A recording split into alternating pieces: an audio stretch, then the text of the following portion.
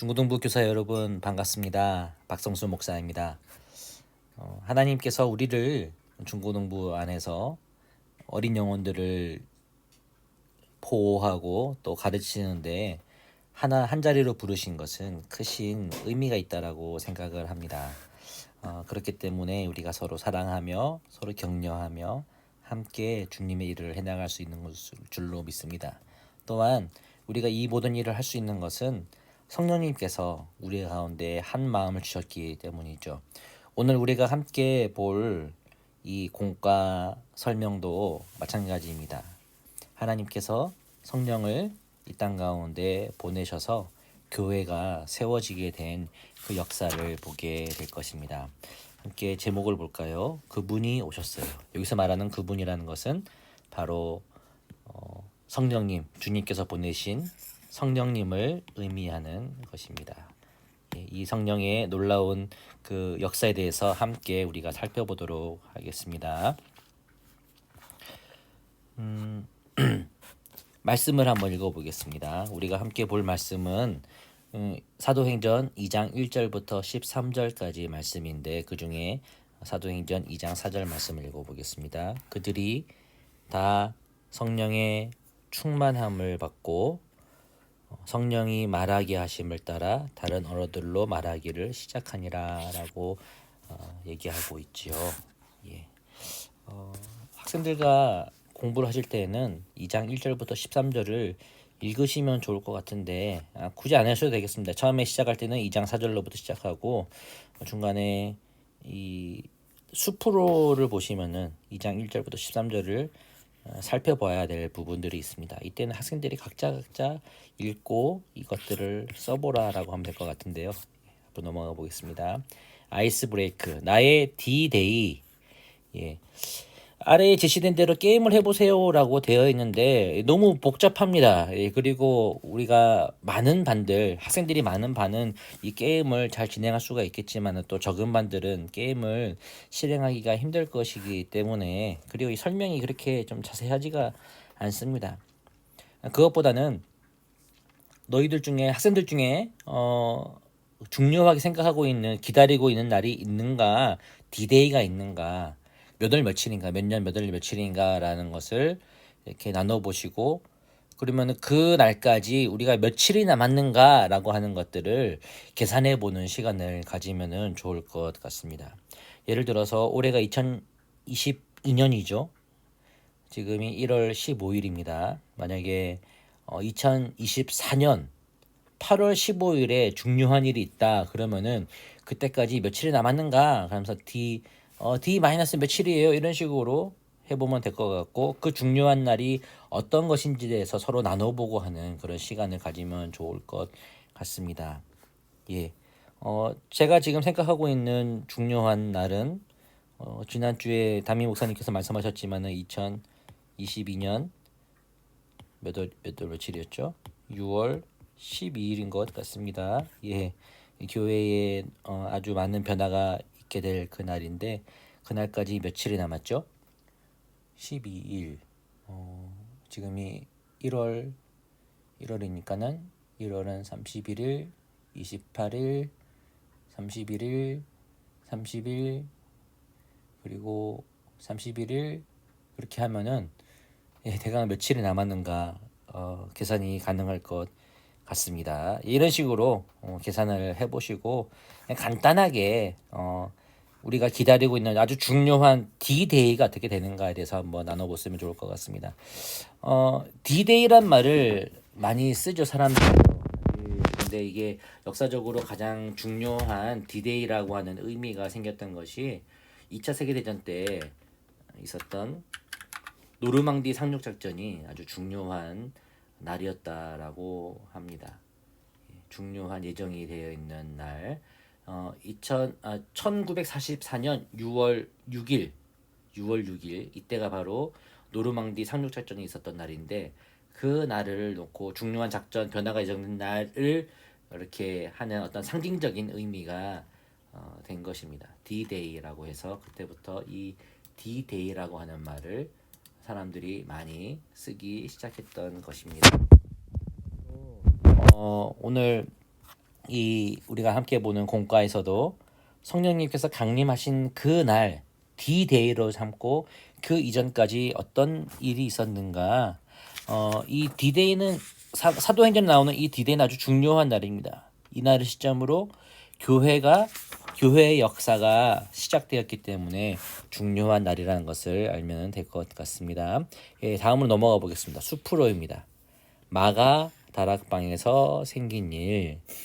그림들 중 사도행전 2장 13절 아까 제가 말씀드렸죠. 이것을 읽어보시고 여기서 나타난 성령 강림과 다른 설명을 찾고 다른 설명, 이 성경에 나타나 있는 성령 강림에 대한 설명과 다른 설명을 찾고 틀린 부분을 바르게 고쳐보세요 라고 하는 것입니다. 여기 보면은 네 부분이 있죠. 이 부분을 얘기하는 거거든요. 먼저 이것을 읽어봐야 됩니다. 사도행전 2장 1절부터 13절까지를 같이 읽어보고 이것이 틀린 부분이다 라고 하는 것들을 하나하나 찾아야 되는 것이죠. 그리고 각 그림에 맞는 의미를 아래에서 찾아, 아래라는 것은 여기 A, B, C, D를 말하는 것입니다. 빈칸에 기록해 보세요. 여기 빈칸이 노란색 부분들이 있죠. 여기다가 집어넣는 것입니다. 한번 보도록 하겠습니다. 첫 번째 그림부터. 우리에겐 언제 임하시지? 사람들이 성령을 기다리고 있었는데 성령이 오셨어요. 아니죠. 성령의 불이 먼저 12제자에게 임하고 난 후 나머지 120명에게 임하였다. 제자들이 먼저 성령을 받았는데 나머지 사람들은 받지 못하고 언제 임하지 기다리고 있는 나중에 임하였다라고 하는 것이죠. 맞는 말입니까? 아니죠. 마가의 다락방에 있었던 120명 전체에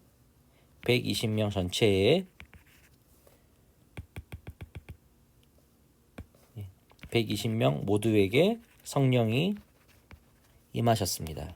성령이 임하였고 그들이 성령께 주시는 능력으로 말미암아 외국말로 하게 되었다. 보십시오. 두 번째 그림입니다. 두 번째 그림 한번 함께 보도록 하겠습니다. 보면은 마샬라샬라 이렇게 말하는 부분들이 나오죠. 사람들이 궁금해 한다고 하고 있습니다. 그러면 설명이 뭐냐? 이 세상에 없는 말을 하기 시작했다라고 말합니다. 이 세상에 없는 말. 그렇지 않습니다. 2장 4절을 보시면은 우리 아까 전에 읽었지만은 성령이 말하게 하심을 따라 다른 언어들로 말하기를 시작하니라 라고 했는데 제가 한번 성경 구절을 다 읽어볼게요. 2장 5절에 그때 경건한 유대인들이 천하 각국으로부터 와서 예루살렘에 머물러 있더니 이 경건한 유대인들이라는 것은 이스라엘 땅을 떠나서 다른 곳에 가서 살았던 디아스포라 유대인들을 말하는 것입니다. 천하 각국으로부터 왔는데 그 사람들이 중동 지방에도 있었고 그리스 지방에서도 있고 로마 지방에서도 있었지요. 그런데 6절을 보면 이 소리가 남에 방언으로 말하는 것이죠. 큰 무리가 모여 각각 자기의 방언으로 제자들이 말하는 것을 듣고 소동하여 무슨 말이냐? 이것이 아예 없는 말이 아니라 그 사람들이 살고 있었던 지역에 있었던 그 쓰고 있었던 통용되고 있었던 말들 그리스 말이나 로마 말이나 아니면은 중동에 있는 아랍어나 아니면 여러 가지 다른 말로 말하게 되었다는 것이죠. 그 사람들이 다 놀랍니다. 다 놀라 신기하게 여겨 이르되 보라 이 말하는 사람들이 다 갈릴리 사람이 아니냐. 우리 각 사람이 난 곳 방언으로 듣게 되는 것이 어찌 됨이냐. 우리는 바데인과 메데인과 엘람인과 또 메소보다미아 유대와 갑바도기와 본도와 아시아 부르기아 밤빌리아 애굽 구레네 여러 길에 많은 사람들과 로마로부터 온 나그네 곧 유대인과 유대 교회에 들어온 사람들과 그레데인과 아라비아인들이라 우리가 다 우리의 각 언어로 하나님의 큰 일을 말함을 듣는도다 하고라고 말하고 있습니다. 즉 여기 사도행전 2장에 나타나 있는 이 방언이라고 하는 것은 이 세상에 없는 어떤 방언들, 천사 방언 뭐 그런 것이 아니라 우리가 방언 기도할 때 나타나는 그런 현상이 아니라 외국어였다라고 하는 것을 알 수가 있습니다. 세 번째 그림을 봅시다. 성령 강림의 첫 번째 현상은 연기였다라고 말하고 있죠. 그렇지 않습니다. 2장 2절을 보시면 호련히 하늘로부터 급하고 강한 바람 같은 소리가 있어 그들이 앉은 집에 가득하며 라고 말하고 있습니다.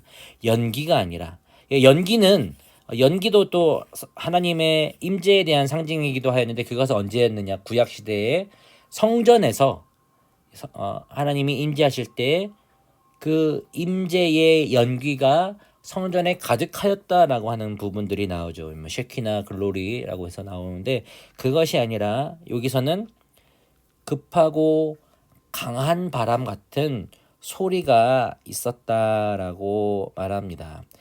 숨 혹은 바람이라고 하는 것은 하나님의 영, 성령을 상징하는 것입니다.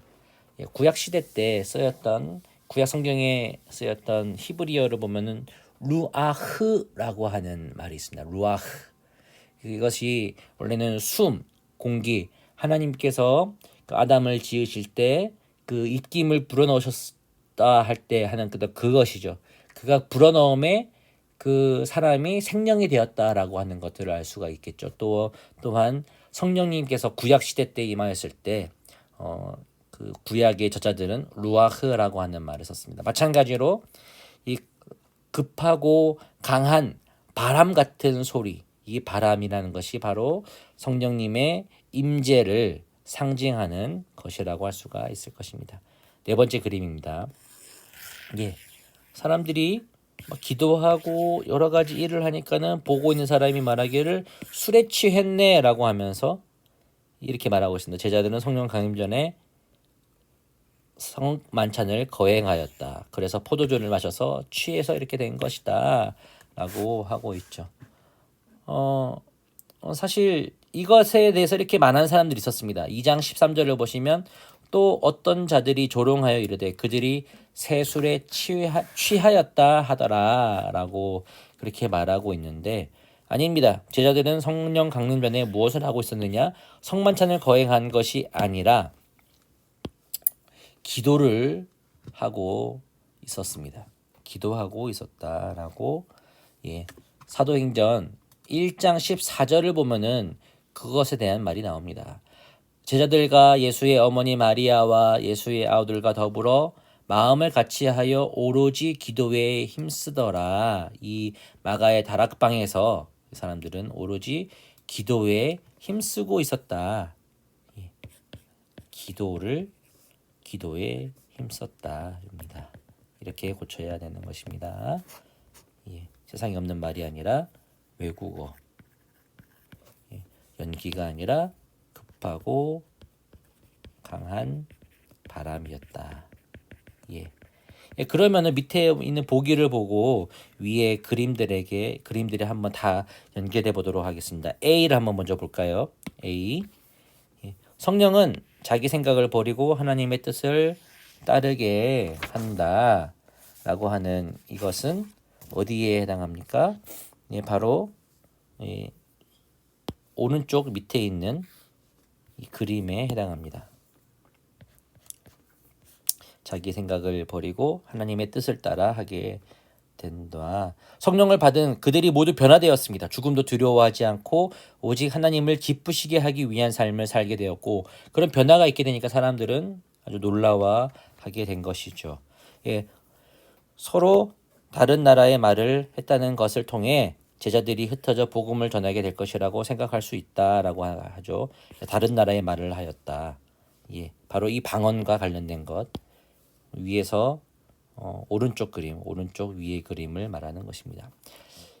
방언을 말하게 됐다는 것은 그 복음을 급하게 빨리 전할 수 있도록 방언의 은사를 주신 것입니다.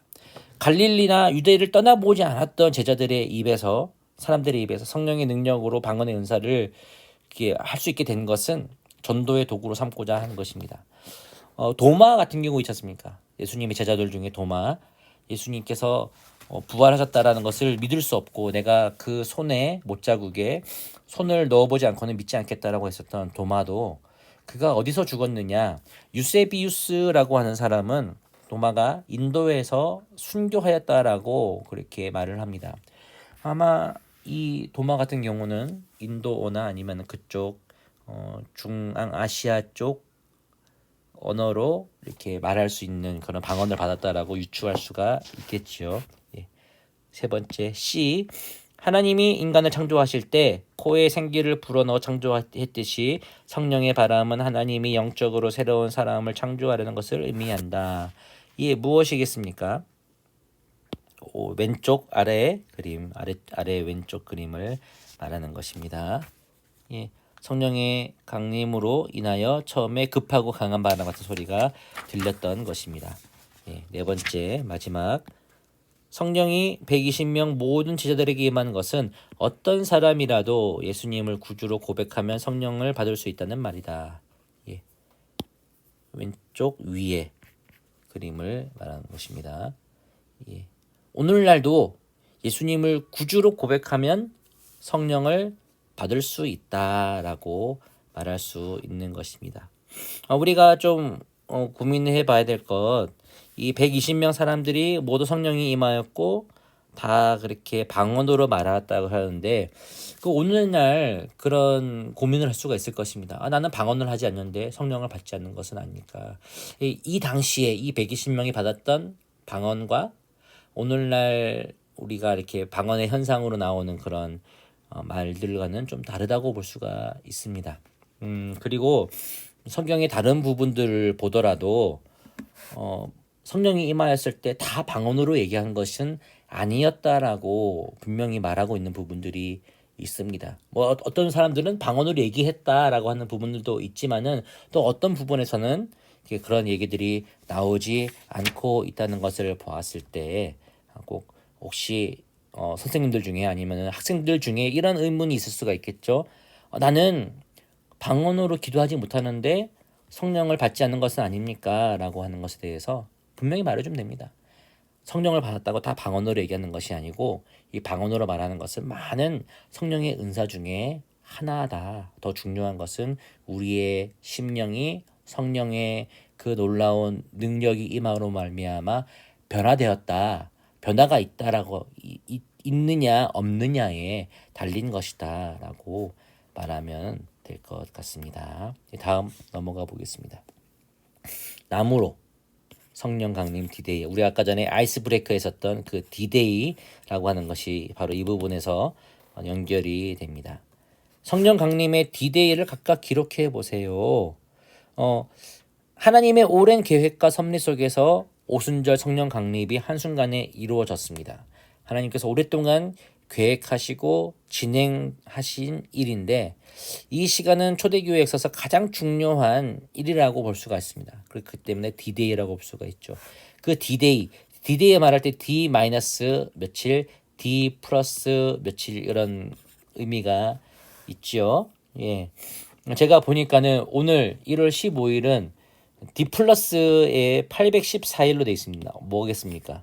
제가 대구에 온지, 대구 달구벌 이 라이프를 시작한 지 814일이 됐다라고 하는 의미가 있는 것인데, 한번 보도록 하겠습니다. D 마이너스 며칠인가 각 기록해 보세요. 너희에게 평강이 있을지어다 라고 예수님께서 제자들에게 말씀을 하셨습니다. 언제 이 말씀하셨습니까? 예수님께서 제자들에게 부활하신 후 제자들에게 나타나시고 이것을 말씀하신 것입니다. 며칠이냐? 예수님께서 돌아가신 날이 언제냐? 바로 6월절입니다. 예. 그리고 성령이 강림한 날은 오순절입니다. 이 오순절이라는 하는 말은 예, 5죠. 수는 10을 말합니다. 즉 50일을 말하는 것인데, 예수님께서 죽으시고 부활하신 게 한 이틀 정도 차이라고 하면 대강 50이라고 하시면 되겠습니다. 50. 예. D 마이너스 50. 예, 50으로 해야 됩니다. 예. 48로 할까요? 47로 할까요? 50으로 합시다. 50. 부활. 예, 여기는 부활이라는 말이 들어가야 합니다. 예. 그래서 예수님께서 며칠 동안 계셨습니까? 부활하신 후 40일 동안 이 땅에 계시면서 제자들에게 나타나시고 하나님 나라의 일을 가르쳐 주셨다라고 말하고 있습니다. 한번 보도록 하겠습니다. 세 번째라고 되어 있는데 요한복음 21장 14절에 보시면은 이것은 주께서 죽은 자 가운데서 살아나신 후 세 번째로 제자들에게 나타나신 것이라. 이때가 언제냐? 이 베드로가 예수님께서 부활하신 후에 내가 갈릴리 바다로 가겠다. 디베랴 호수로 가서 물고기나 잡겠다라고 하셨다가 예수님께서 그들에게 찾아오셔서 이쪽으로 그물을 던져라. 오른편으로 던지면 많이 잡을 것이다라고 하시고 많이 잡게 되자 153마리가 나왔다고 하죠. 그 이후에 153마리 맞나요? 맞을 겁니다. 예, 이때가 153마리 맞을 겁니다. 맞나요? 예. 맞네요. 예, 153마리를 잡고 그리고 제자들에게 와서 이 조반을 먹어라라고 했던 그때 그게 바로 세 번째 예수님께서 제자들에게 나타나신 일들. 예. 그래서 무엇을 하셨습니까? 사도행전 1장 3절을 보면은 이렇게 얘기하고 있습니다. 그가 고난 받으신 후에 또한 그들에게 확실한 많은 증거로 친히 살아계심을 나타내사 40일 동안 그들에게 보이시며 하나님 나라의 일을 말씀하시니라. 예. 친히 살아계심을 나타내셨고 그들에게 보이시며 하나님 나라의 일을 말씀하셨다라고 합니다. 40일 동안. 그리고 승천하셨습니다. 언제? D-10일. 예. 승천하셨습니다. 약속하신 것을 기다리라라고 말씀을 하셨죠. 그리고 난 후에 어떤 일이 있게 됩니까? 그 10일 동안 10일의 기간 동안 과연 제자들에게 무슨 일이 있었을까요? 아래의 단어와 성령 말씀에서 이야기를 취해 보세요. 예루살렘. 사도행전 1장 12절부터 13절 제가 한번 읽어보겠습니다. 제자들이 감람원이라고 하는 산으로부터 예루살렘으로 돌아오니 이 산은 예루살렘에서 가까워 안식일에 가기 알맞은 길이라. 그들이 유하는 다락방으로 올라가니 베드로, 요한, 야고보, 안드레와 빌립, 도마와 바돌로메와 마테와 알페오의 아들 야고보, 셀롯인 시몬, 야고보의 아들 유다가 다 거기 있었다라고 말하고 있습니다. 제자들이 모였습니다. 예루살렘에서 마가다락방에서 모여서 기다렸고 그리고 무엇을 아까 저희가 읽었지만 여자들과 예수의 어머니 마리아와 예수의 아우들과 더불어 마음을 같이하여 오로지 기도에 힘썼다. 기도에 힘썼다라고 말하고 있고 마지막 보면 또 마띠아라고 하는 부분이 나오죠. 여기 마띠아가 누굽니까? 21절부터 1장 21절부터 26절까지 나와 있는데 누가 죽었습니까? 제자들 중에 자살한 사람이 한 명 있었죠. 가룟 유다가 자살했습니다. 예, 왜냐하면 예수님을 팔았다라고 하는 그 죄책감에 그가 자살을 하였지만은 어쨌든 이 가룟 유다의 비어진 자리를 채우기 위해서 제자들이 제비를 뽑아서 누구를 뽑았느냐? 마띠아라고 하는 사람을 12 제자 중에 한 명에 들어가게 하였던 것입니다. 제비 뽑아 마띠아를 얻으니 그가 11사도의 수에 들어가니라. 그도 예수님의 사도가 될 수가 있었던 것이죠. 그렇게 10일 동안 기다렸습니다. 그러자 마침내 D-Day에 어떤 일이 일어났습니까? D-Day에 시읒 리얼 기억 리얼 돼 있죠. 뭡니까? 다른 걸로 성령 강림이죠. 마침내 D-Day에 성령의 강림하심이 있었다라고 하는 것입니다. 읽어보겠습니다. 여기 초성으로 되어 있는 이 부분들을 넣어보시면 될 것 같아요. 읽으면서 120명의 제자들은 성령 강림을 기다리면서 히읗 미음 이응 뭐죠? 한 마음입니다. 한 마음으로 마가의 다락방에 모여 예수님이 명령한 대로 함께 기도했다.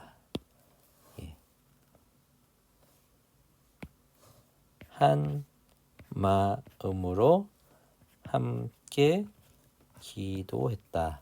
그 결과 성령을 받았다라고 말하고 있습니다. 예. 여기서는 이렇게 문장을 채우고 빈칸을 채우고 이 설명을 하고 하는 부분들을 중심으로 진행을 하시면 될 것 같습니다. 예, 마지막입니다. 이번 과에서는 삶으로 부분이 참 중요합니다. 예, 1917년 평양 대부흥 대략 16년 전 15년 전에 평양 대부흥 100주년을 앞두고 한국 교회에 많은 그런 움직임들이 있었습니다. 예. 함께 모이고 기도하고 하는 모임들이 있었는데 안타깝게도 그것이 부흥으로 이어지지는 않았던 것 같습니다. 그런데 우리 이 115년 전에 있었던 평양 대부흥에서는 과연 어떤 일이 일어났던 것일까요? 평양 대부흥이 일어난 배경을 알고 있나요? 이건 함께 한번 학습을 진행해 보셔도 좋을 것 같습니다. 학생들에게 한번 시켜보십시오. 선생님들이 다 설명해 주는 거 좋지만은 학생들에게 그림 하나씩 보면서 이렇게 설명 한번 해보도록 할까라고 시켜보셔도 좋을 것 같습니다. 누구야? 여기 이 첫 번째 그림 한번 설명해 볼까? 뭐 이렇게 잘 할 수 있는 학생들도 있을 거고 못할 수 있는 학생도 있을 것인데 다 격려해 주시면서 하면 될 것 같습니다. 제가 한번 설명해 보겠습니다. 한국 사람들은 예수 믿게 하기가 너무 어렵다라고 이 서양인 선교사가 말을 합니다. 왜냐? 예, 보시다시피 음주 가무에 사람들이 치중하고 있었던 그런 모습들, 술 취하고 또 여러 가지 이렇게 도덕적으로 바르지 않은 모습들이 많았다라고 합니다. 도둑질하고 남들을 속이기가 일쑤였던 한국 사람들의 모습을 보면서 서양의 선교사들이 과연 이 사람들이 예수님을 믿을 수 있을 것인가, 어떻게 할 것인가라고 하는 고민을 많이 했을 때 그 사람들이 선교사들이 함께 모여서 서로 의논을 합니다. 한국 사람들은 소망이 없습니다. 이렇게 복음 전하기 힘든 민족은 처음입니다. 예, 무슨 방법이 없을까요? 서로 고민하면서 이야기를 하다가 결국 결론으로 나온 것이 무엇입니까? 우리 마지막으로 이 민족을 위해 함께 금식하며 기도합시다. 예, 기도했습니다. 이 기도하자 그 결과가 어떻게 나타납니까?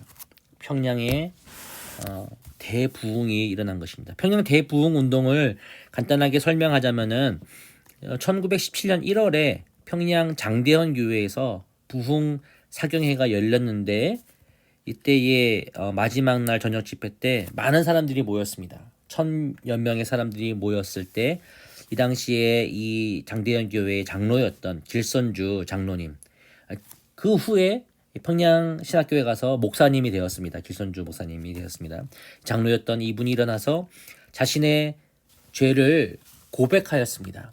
내가 이런 죄를 저질렀습니다 라고 그렇게 고백을 하였죠. 그러자 어떤 일이 일어났느냐, 그 고백, 길선주 장로가 그렇게 고백하니까 다른 사람들도 다 같이 일어나서 한 사람씩 일어나서 나도 이런 사람입니다 라고 했다고 합니다. 길선주 이 장로님이 자기가 했던 그 고백을 한번 찾아봤는데요, 이렇게 고백했다라고 합니다. 나는 아간과 같은 사람입니다. 아간이 어떤 사람이죠? 여리고성을 함락시키고 난 이후에 모든 것을 다 하나님께 드리려고 했는데 드리지 않고 값진 것들을 자기가 훔쳤던 사람이죠.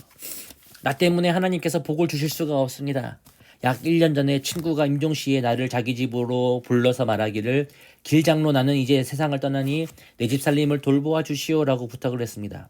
나는 잘 돌보아 드릴 터이니 염려하지 말라고 말했습니다. 그러나 그 재산을 관리하여 미하 100달러 상당을 훔쳤습니다. 내가 하나님의 일을 방해한 것입니다.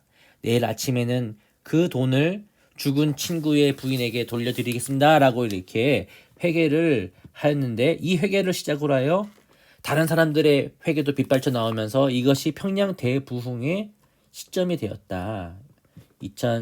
1907년 1월 6일 장대현 교회에서 있었던 일입니다. 사람들이 내가 교회의 물건을 훔쳤어요. 남편이 내가 나 아내를 두고 바람을 피웠습니다. 도둑질하고 각종 법을 지키지 않았습니다 라고 하는 것들, 심지어는 그 자리에 사람들을 감시하기 위해 있었던 일본 경찰도 통회하고 예수님을 주로 믿는 놀라운 일이 일어나게 되었다라고 말하고 있습니다. 그래서 이 평양 대부흥의 물결이 장대현 교회를 시작으로 해서 평양을 덮고 그리고 각 지역으로 퍼져나가면서 많은 교회들이 세워지는 놀라운 성령의 역사로서 세계 선교 역사의 기록이 되어 있다는 것입니다. 바로 이것은 어떤 일이 있었기 때문입니까? 그들이 함께 모여서 누가 그들이 모였죠? 선교사들이 많은 어려움을 놓고 함께 모여서 기도하며 금식하며 기도했을 때 하나님께서 이 놀라운 부흥의 역사를 주셨던 것입니다. 자, 그렇다면은 성경 속에서도 이 오순절 성령 강림의 놀라운 역사가 있었고 115년 전에도 이런 놀라운 평양 대부흥의 역사가 기도로 말미암아 있었던 것처럼 오늘날 우리 이 시대에 우리 교회와 중고등부 부흥을 위해 지금 당장 해야 할 일은 무엇이겠습니까? 바로 기도라는 것이죠. 우리가 기도를 해야 한다는 것입니다. 기도 없이 부흥이 있을 수가 없습니다. 교회의 부흥을 위해서 다른 외적인 요소들, 다음 주 삼가를 보면 아시겠지만은 뭐 연예인을 부른다, 좋은 선물을 준다, 좋은 건물을 짓는다. 물론 이런 부분들도 좋은 아주 유용한 부분들이 있지만은 핵심이 아닙니다. 핵심은 기도에 힘쓰는 것이라고 할 수가 있을 것입니다. 이 기도를 위해서 우리가 함께 마음을 모을 수 있는 사람은 누가 있을 것인가? 우리가 함께 모여야 할 것은 어디인가? 어떻게 함께 기도할 것인가? 한번 이 순서를 바꿔보시면 좋을 것 같아요. 이렇게 여러분들 함께 이 공부를 진행하실 때 순서가 1번, 2번, 3번 이렇게 진행하는 것이 좀 더 좋을 것 같습니다. 이렇게 학생들한테 한번 말해보시고 한번 나눠보자 라고 하시면서 이 부분들을 진행하시면 될 것 같습니다. 홈 프로젝트가 있습니다. 내 안에 성령께서 주신 마음을 일주일 동안 기록해보고 그 마음을 얼마나 행동으로 옮겼는지 그런 부분들이 있죠. 살다 보면은 내 생각이 아닌 성령 하나님께서 주시는 생각이 들 때가 있다는 것입니다. 학생들도 그런 것을 경험해보면 좋을 것 같습니다. 이미 경험하고 있는 학생들도 있을 것이고 또 기도를 하고 있는 학생도 있을 것입니다. 성령님의 생각을 우리에게 주시옵소서라고 그런 생각이 있을 수 있도록 또 어떤 생각을 갖게 되었는가 어떻게 그 마음을 행동으로 옮겼는지 한번 체크해보자 라고 하는 것을 과제로 내주시고 내일 함께 나눌 이과 그분이 오셨어요. 성령 강림에 대한 이 공부에 대해서 마치면 될 것 같습니다. 예, 이상입니다. 선생님들 정말 수고 많으십니다. 이 그림 보시죠. 선교사들이 이 조선의 민족을 위해서 사람들을 위해서 기도했을 때 놀라운 역사가 임한 것처럼 중고등부 부흥의 역사 그리고 교회의 부흥의 역사가 어디서부터 시작하겠습니까? 바로 어린 영혼들을 살피며 눈물로 기도하는 그 기도로부터 시작될 것이라고 믿습니다. 함께 그렇게 통회하는 마음과 간절한 마음으로 기도할 수 있는 우리 중고등부 선생님들 될 수 있기를 간절히 바랍니다. 수고 많으셨습니다. 감사합니다.